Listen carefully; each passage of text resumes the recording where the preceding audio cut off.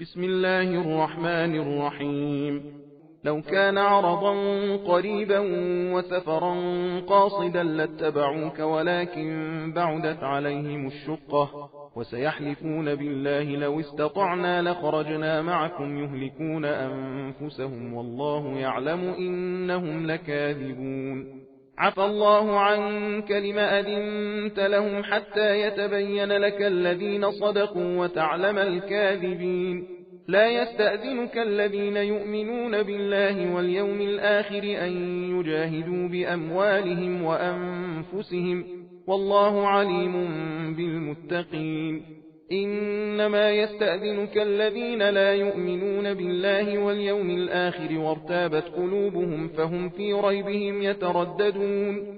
ولو أرادوا الخروج لأعدوا له عدة ولكن كره الله بعاثهم فثبطهم وقيل اقعدوا مع القاعدين.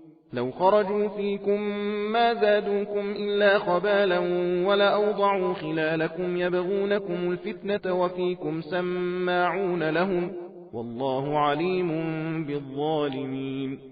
لقد ابتغوا الفتنة من قبل وقلبوا لك الأمور حتى جاء الحق وظهر أمر الله وهم كارهون. ومنهم من يقول ائذن لي ولا تفتني ألا في الفتنة سقطوا وإن جهنم لمحيطة بالكافرين. إن تصبك حسنة تسؤهم وإن تصبك مصيبة يقولوا قد أخذنا أمرنا من قبل ويتولوا وهم فرحون.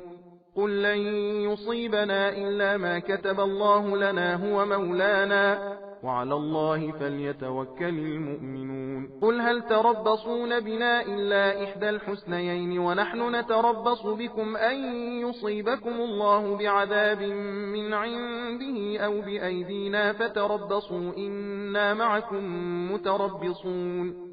قل أنفقوا طوعا أو كرها لن يتقبل منكم إنكم كنتم قوما فاسقين. وما منعهم أن تقبل منهم نفقاتهم إلا أنهم كفروا بالله وبرسوله ولا يأتون الصلاة إلا وهم كسالى ولا ينفقون إلا وهم كارهون. فلا تعجبك أموالهم ولا أولادهم إنما يريد الله ليعذبهم بها في الحياة الدنيا وتزهق أنفسهم وهم كافرون. ويحلفون بالله إنهم لمنكم وما هم منكم ولكنهم قوم يفرقون. لو يجدون ملجأ أو مغارات أو مدخلا لولوا إليه وهم يجمحون. सबील कुरान हिदायत का रास्ता।